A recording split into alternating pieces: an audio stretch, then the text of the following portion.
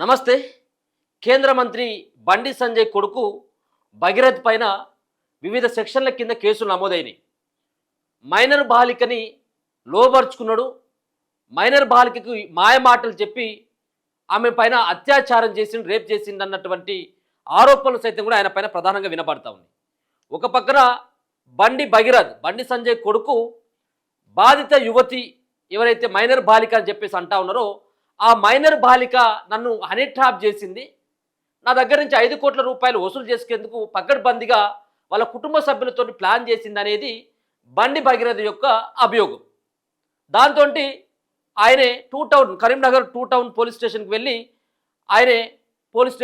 Complaint చేయడం జరిగింది వాళ్ళపైన. దాని తర్వాత నిన్న పెద్ద హైడ్రామా నడిచింది మొత్తం.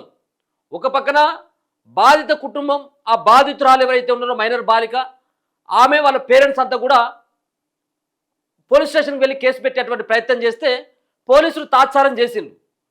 ఇది ఎట్లయినా కానీ బయటకు వచ్చేటువంటి అవకాశం ఉంటుంది, ఇబ్బంది అయ్యేటువంటి అవకాశం ఉంటుందని చెప్పేసి మొత్తానికి రంగంలోకి ముందుగానే వీళ్ళు దిగేసి నిన్న సుమారు 5 గంటలకి, సాయంత్రం 8వ తారీఖు 5 గంటలకి నిన్న సాయంత్రం ఆ బాధిత కుటుంబం ఏమైతే ఉన్నారో, వాళ్ళు ఎవరైతే మేము ఆ చేతిలో మా కూతురు అత్యాచారానికి గురైందని చెప్పేసి ఎవరైతే వాళ్ళు అంటా ఉన్నారో వాళ్ళపైనే భగీరథ ఇచ్చినటువంటి కంప్లైంట్ని అక్కడ కరీంనగర్ 2 టౌన్ పోలీస్ స్టేషన్లో తీసుకుంటే వీళ్ళ పిటిషన్ మాత్రం తీసుకోలేదు. పేటు బషీరాబాద్ పోలీస్ స్టేషన్లో తాత్సారం చేసిండు. మొత్తానికి ఈయన పైన కంప్లైంట్ అయింది, ఈయన పైన వాళ్ళు కంప్లైంట్ చేసిండు, వాళ్ళపైన వీళ్ళు కంప్లైంట్ చేసిండు. ఈయన కంప్లైంట్లనేమో నన్ను హనీ ట్రాప్ చేసిండు, అంటే నా దగ్గర నుంచి పైసలు వసూలు చేసేందుకు, అలాగే నా పైన రకరకాలైనటువంటి, అంటే ముఖ్యంగా సంపుతమని బెదిరించిళ్ళు, నేరపూరితమైనటువంటి కుట్ర, నా దగ్గర నుంచి డబ్బులు లాగేటువంటి ప్రయత్నం చేస్తున్నారు అన్నటువంటి కొన్ని సెక్షన్ల పైన వాళ్ళపైన కేసులు నమోదైతే ఈయన పైన కూడా కొన్ని సెక్షన్ల కింద పేట్ బషీరాబాద్ పోలీస్ స్టేషన్లో కేసు నమోదైంది. దాంట్లో 17 ఏళ్ల యువతి పైన అత్యాచారం చేసిండ్రు, అలాగే 2 సార్లు రేప్ చేసిండ్రు, అంతేకాకుండా ఆమెకు మద్యం తాగిపించి ఆమెను లైంగికంగా వేధించిండు అన్నటువంటి దానిపైన బాధితురాలు ఇచ్చినటువంటి ఫిర్యాదు మేరకు 74 BNS 74 అండ్ 75 కింద వాళ్ళపైన కేసులు, ఈయన పైన కేసులు నమోదైతే సెక్షన్ 11 రెడ్ విత్ 12. ఈ కేసుల కింద, అంటే 3 కేసుల కింద ఈయన పైన ఈ సెక్షన్స్ కింద కేసులు నమోదైనాయి.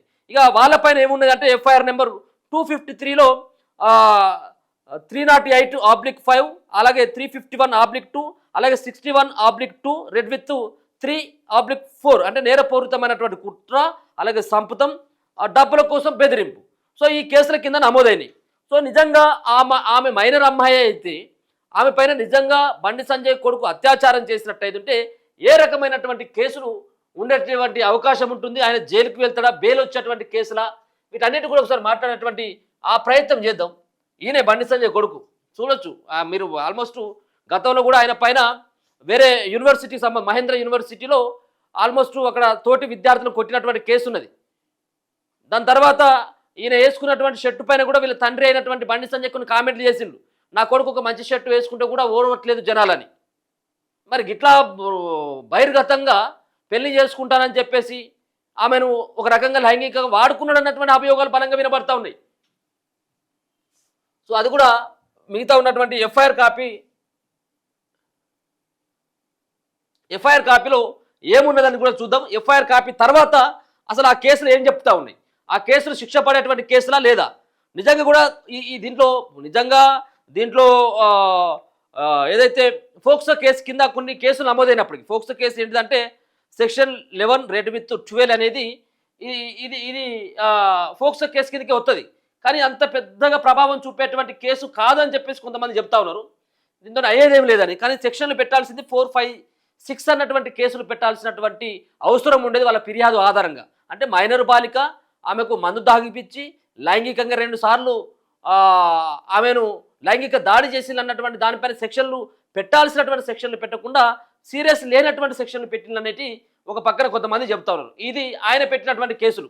ఎవరు? భగీరథ్, బండి సంజయ్ కొడుకు పెట్టినటువంటి సెక్షన్స్ ఏవైతే ఉన్నాయో ఒకసారి చూసుకోవచ్చు. నిన్న 5 గంటలకి కేసు అయిపోయింది వాళ్ళపైన. 308/5, అలాగే 351/2, 61/2 రెడ్ విత్ 3/5 ఈ కేసుల కింద దాదాపుగా 4-5 కేసుల కింద నమోదైనవి. బాధిత కుటుంబం పైన ఎఫ్ఐఆర్ నెంబర్ 253 కింద 8వ తారీఖు 5వ నెల 2026 అంటే నిన్న అయింది. ఒక ముగ్గురు పైన కేసు కూడా కావడం జరిగింది. ఇది ఎవరిచ్చిన కంప్లైంట్ ఎవరిచ్చినా అంటే బండి సాయి భగీరథ్. ఇది చూసుకోవచ్చు సన్ ఆఫ్ సంజయ్ కుమార్ అని చెప్పేసి కూడా కనపడతా ఉంది. బండి సంజయ్ సంబంధించినటువంటి వాళ్ళ కొడుకు ఇచ్చినటువంటి ఫిర్యాదు, ఆ అడ్రస్ అంతా కూడా దీంట్లో ఉన్నది. దీంట్లో ఈ సెక్షన్స్ అన్ని కూడా నన్ను డబ్బుల కోసం బెదిరింపు అన్నటువంటి కేసు కనపడతాం 308, అలాగే 351 సంపుతామని చెప్పేసి బెదిరించినటువంటి కేసు కావచ్చు, అలాగే 61/2 రెడ్ విత్ 3/5 అనేది కూడా నేరపూరితమైనటువంటి కుట్ర చేస్తూ ఉన్నారు నా మీద అన్నటువంటి ఈ సెక్షన్ల కింద కేసులు నమోదు చేయడం జరిగింది. ఇమీడియట్గా బండి సంజయ్ కొడుకు ఇచ్చినటువంటి ఫిర్యాదు ఆధారంగా ఎలాంటి ఎంక్వైరీ లేకుండా వీళ్ళపైన ఈ విధమైనటువంటి ఎఫ్ఐఆర్ చేసింది.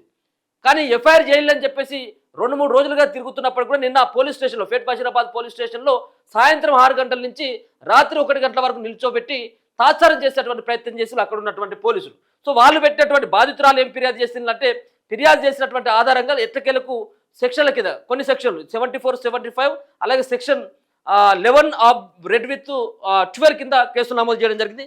ఒకసారి అడ్వకేట్తో కూడా మాట్లాడేటువంటి ప్రయత్నం చేద్దాం. ఈ కేసుల యొక్క ప్రభావం ఏ విధంగా ఉండబోతా ఉన్నది, ఈ కేసులతోటి బండి సంజయ్ కొడుకు ఎలాంటి శిక్షలు పడేటువంటి అవకాశం ఉంటుంది, అంతేకాకుండా వీళ్ళకేమైతే వీళ్ళు నిజంగా కూడా హనీ ట్రాప్ చేసినా, పైసల కోసం ఏమన్నా బెదిరించేటువంటి ప్రయత్నం ఏమన్నా చేసినా, ఒకవేళ చేసినట్లయితే ఎట్లాంటి కేసులు పడేటువంటి అవకాశం ఉంటుందనేది హైకోర్టు అడ్వకేట్ సద్దాం గారితో మాట్లాడేటువంటి ప్రయత్నం చేద్దాం.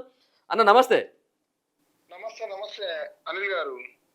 అన్న, ఈ బండి సంజయ్ కొడుకుకు సంబంధించినటువంటి ఒక కేసుకు సంబంధించినటువంటి అంశం ఇప్పుడు తెర మీదకి వచ్చింది. ముఖ్యంగా ఒక మైనర్ బాలిక పైన, అంటే 17 ఏళ్ళు ఉన్నటువంటి మైనర్ బాలిక పైన మా కూతురికి మద్యం తాగిపించి లైంగికంగా దాడి చేసిన 2 సార్లు అంటూ కేసు పెట్టడం జరిగింది పోలీస్ స్టేషన్లో, ఫేట్ బషీరాబాద్ పోలీస్ స్టేషన్లో. సో దాంట్లో BNS 74, 75 అలాగే సెక్షన్ 11 అండ్ రెడ్ విత్ 12.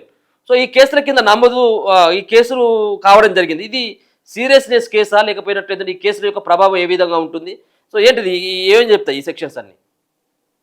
ముందుగా అందరికీ నమస్తే. మన తెలుగు ప్రజలు, ఇదైతే విషయం ఉందో అంతకంటే ముందే ఈ అమ్మాయి వాళ్ళ పేరెంట్స్ పైన అమ్మాయి మీద కరీంనగర్ 2 టౌన్ పోలీస్ స్టేషన్ లో క్రైమ్ నెంబర్ ఒక కేసు పెట్టడం జరిగింది. వీళ్ళు ఎక్స్టార్షన్ గ్యాంగ్ అని చెప్పి వీళ్ళ మీద క్రిమినల్ కాన్స్పిరసీ, ఎక్స్టార్షన్ చేసిరు, మా దగ్గర 5 కోట్లు అడిగి దాంట్లోకి ఒక 50,000 తీసుకున్నారు అని చెప్పి ఖచ్చితంగా కూడా ఒక ఇన్స్పెక్టర్ దగ్గర ఉండి రాయించిన ఒక దొంగ కంప్లైంట్ అనేది మనకు కనబడుతుంది. ఎందుకంటే ఏ విధంగా అయితే 308/5 అనేది మేడ్ అవుట్ అవుతుందో ఆ విధంగా కంప్లైంట్ రాయడం జరిగింది. దాంట్లో క్రిమినల్ కాన్స్పిరసీ కూడా పెట్టి అమ్మాయి వాళ్ళ కుటుంబాన్ని ఇబ్బంది పెట్టడానికి బండి సంజయ్ ఆధ్వర్యంలో ఒక కుట్ర నడుస్తుందని అయితే నాకు అర్థమైంది. Okay, when it comes to the crime number 684/2026 పేట్ బషీర్బాగ్ పోలీస్ స్టేషన్ లో ఈ అమ్మాయి ఇచ్చిన కంప్లైంట్ లో ఎక్కడ కూడా సీరియస్ ఛార్జెస్ పెట్టలేరు. యాజ్ ఆఫ్ నౌ అవన్నీ కూడా 74, 75 అంటే ఇంత ముందుకు ఐపీసీలో ఉన్న 354 ABCD అనే అఫెన్స్లలో కాన్స్టిట్యూట్ అయ్యే చిన్న అఫెన్స్లు. కానీ అమ్మాయి కంప్లైంట్, మన దగ్గర ఉన్న ప్రాథమిక సమాచారం, నేను ఈ కేసు మీద నిన్న రాత్రి నుంచి దాదాపు నిన్న మధ్యాహ్నం నుండే నేను పేట్ బషీర్బాగ్ పోలీస్ స్టేషన్ లో ఏం జరుగుతుందో మొత్తం కూడా అబ్జర్వ్ చేయడం జరిగింది. అమ్మాయి వాళ్ళు పోతే కంప్లైంట్ తీసుకోలేరు, అక్కడికి బండి సంజయ్కి సంబంధించిన ఆన్సర్ రావడం, పేట్ బషీర్బాగ్ సంబంధించిన పోలీస్ స్టేషన్ సంబంధించిన CCTV ఫుటేజ్ తీస్తే మొత్తం బండారం బయటపడుతుంది. ఎందుకు? వాళ్ళ అబ్బాయిని కాపాడడానికి ఈ రాష్ట్ర ముఖ్యమంత్రి రేవంత్ రెడ్డి ఆధ్వర్యంలోనే బండి సంజయ్, రేవంత్ రెడ్డి ఇద్దరు కలిసి ఈ కేసుని పక్కతో పట్టిస్తున్నారని నేను పర్సనల్ గా ఫీల్ అవుతున్నా. ఎందుకంటే సైబరాబాద్ కమిషనర్ పట్టించుకోడు, DGP పట్టించుకోడు. ఒక అమ్మాయి ఏం చెప్తాంది, నన్ను తీసుకొని పోయి రేప్ చేసిండు అని చెప్తాంది. తీసుకొని పోయి ఏడా మొయినాబాద్ దగ్గర ఉన్న ఫామ్ హౌస్ లో అన్నప్పుడు మీరు కిడ్నాప్ ఎందుకు పెట్టరు? ఆల్రెడీ రేప్ చేసిండని చెప్తున్నప్పుడు రేప్ కేసు అనేది ఎందుకు పెట్టలేరు? ఓన్లీ సెక్సువల్ గా టచ్ చేసిండు, ఫోటోలు తీసిండు, ఇట్లాంటివి పెట్టి మరి అదే అమ్మాయి మీద పెట్టిన కంప్లైంట్ లా 308/5 ఏం చెప్తుంది? ఎక్స్టార్షన్ సీరియస్ అఫెన్స్ చెప్తుంది, 10 సంవత్సరాల పనిష్మెంట్ పడేది, క్రిమినల్ కాన్స్పిరసీ వాళ్ళ కుటుంబం మీద. ఓకే, ఇప్పుడు దీంట్లో కూడా చూసుకున్నట్టయితే ఒక విషయం కంప్లీట్ చేస్తా. ఈ ఒక విషయం మనం చూసుకున్నట్టయితే ఖచ్చితంగా కూడా అమ్మాయి కుటుంబానికి ప్రాణహాని ఉన్నది. First thing. సెకండ్ థింగ్, అమ్మాయి మీద పెట్టిన కేసులను అన్ని 10 సంవత్సరాల కంటే ఎక్కువ పెట్టిరు, లేకపోతే 10 సంవత్సరాలు శిక్ష పడేటి పెట్టిరు. అదే అబ్బాయి మీద ఎవరైతే బండి సంజయ్ గారి కొడుకు, కరీంనగర్ ఎంపీ బండి సంజీవ్ గారి కొడుకు, ఆయన మీద కావాలని పోలీసులు ఉద్దేశపూర్వకంగానే శిక్ష తక్కువ పడేటి పెట్టిరు. నాకున్న ప్రాథమిక సమాచారం ఏంటంటే వాళ్ళు హౌస్ మోషన్ వేసుకున్నా, లంచ్ మోషన్ వేసుకున్నా తెలంగాణ స్టేట్ హైకోర్టుకి ఇమీడియట్లీగా మూవ్ అవుతురు. ఆ బండి సంజయ్కి సంబంధించిన న్యాయవాదుల బృందం అంతా కూడా ఈ కేసుని చాలా దగ్గర నుంచి పరిశీలిస్తున్నది నాకున్న ప్రాథమిక సమాచారం. అమ్మాయి కుటుంబాన్ని కూడా అరెస్ట్ చేయడానికి ప్రయత్నం చేస్తారు అని నేను అనుకుంటున్నా. అమ్మాయి వాళ్ళ కుటుంబం కూడా ఎంత వీలైతే అంత జల్దీ యాంటిసిపేటరీ బెయిల్ తెచ్చుకోవడం అనేది అమ్మాయికి సంబంధించిన, ఇప్పుడు అమ్మాయికి జరిగిన అన్యాయం కంటే ఇప్పుడు ఈ బెయిల్ తెచ్చుకోకపోతే ఇంకెక్కువ అన్యాయం జరిగే విధంగా కరీంనగర్ పోలీసులు ప్రవర్తించడం అత్యంత దురదృష్టకరం. అనిల్ గారు, న్యాయం చేయమని పోలీస్ స్టేషన్ మెట్లెక్కిన అమ్మాయి కుటుంబం మీదనే వీళ్ళు ఎక్స్టార్షన్ కేసులు పెట్టడం ఎంతవరకు కరెక్ట్ అనేది తెలంగాణ రాష్ట్ర ప్రజలందరూ కూడా గమనించాలి ఒకసారి. సో ఈ ఫోక్సో కేసు కింద కూడా కేసులు నమోదైన సెక్షన్ 11 రెడ్ విత్ 12 ఇదే కదా, పెద్ద పనిష్మెంట్ పడేది కాదండి. అది ఏంది, ఇప్పుడు 354 అనే ఒక అఫెన్స్ ఉంటది ఐపీసీలో.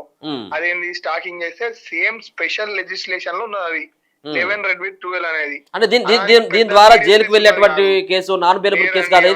అవన్నీ స్టేషన్ బిల్ ఇచ్చే సెక్షన్లు.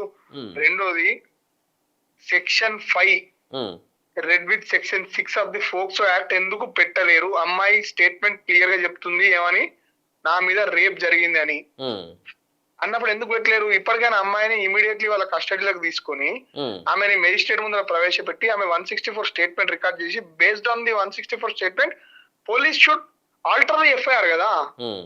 బట్ అది ఇంకేం జరగలేదు. అమ్మాయి దగ్గర శాంపిల్ తీసుకోలేదు.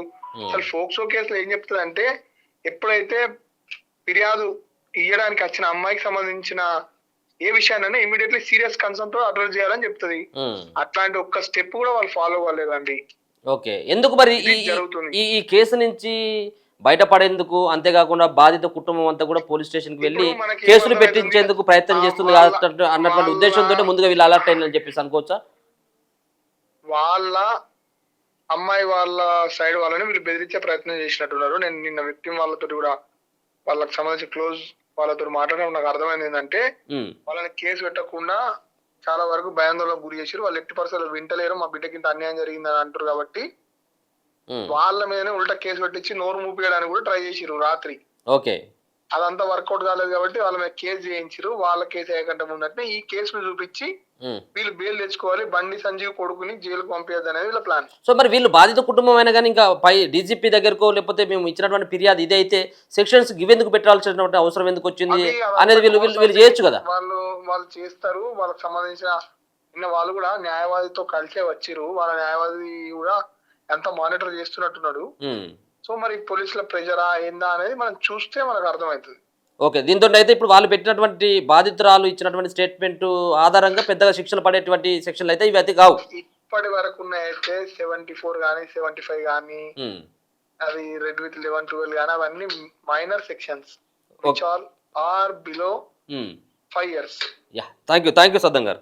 సో మొత్తానికి హైకోర్టు అడ్వకేట్ అదే విషయం చెప్తా ఉన్నాడు. సో పెద్దగా ఇట్లా ఇబ్బంది పడాల్సినటువంటి అవసరం ఏమీ లేదు. అవి స్టేషన్ బెయిల్స్కు సంబంధించినటువంటి సెక్షన్స్ పెట్టి ఏదో తూతు మంత్రంగా బాధితురాలకి పిటిషన్ తీసుకున్నామా, వాళ్ళపైన కొన్ని సెక్షన్లు పెట్టి బయటకు పంపించినామా అన్నటువంటి దానిపైనే ఎఫ్ఐఆర్ చేసి తప్పించి వాళ్ళపైన కావాల్సినటువంటి కేసులు ఏవైతే సెక్షన్స్ ఉన్నాయో అది పెట్టకుండా ఇది కొంత చాకచక్యంగా పేట్ బషీరాబాద్ పోలీసులు ఎవరైతే ఉన్నారో వాళ్ళంతా కూడా ప్రయత్నాలు చేసిండ్రు. ముఖ్యంగా ఇక్కడ బాధితురాలకు సంబంధించినటువంటి కుటుంబ సభ్యులు అంటే ముగ్గురు పైన A1 అమ్మాయి, A2 వాళ్ళ తండ్రి, A3 వాళ్ళ అమ్మ, ఈ ముగ్గురు పైన కూడా కేసులు పెట్టి వాళ్ళనే 10 సంవత్సరాలకి పైన శిక్షలు పడేటువంటి కేసులు ఏవైతే ఉన్నాయో 308/5 అలాగే 351/2 61/2 రెడ్ విత్ 3/5 అన్నటువంటి కేసులు ఏవైతే ఉన్నాయో ఇవంతా కూడా 10 సంవత్సరాలకు పైన పడేటువంటి కేసులని వాళ్ళపైనే మోపేందుకు ఇలా ప్రయత్నాలు చేసిండ్రు అక్కడ ఉన్నటువంటి 2 టౌన్ కరీంనగర్ పోలీసులు అనేది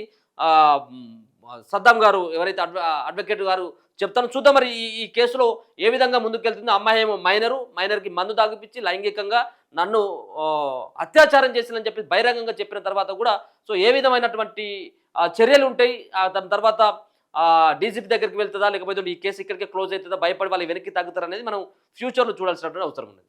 చూస్తూనే ఉండండి మన తొలి వెలుగు.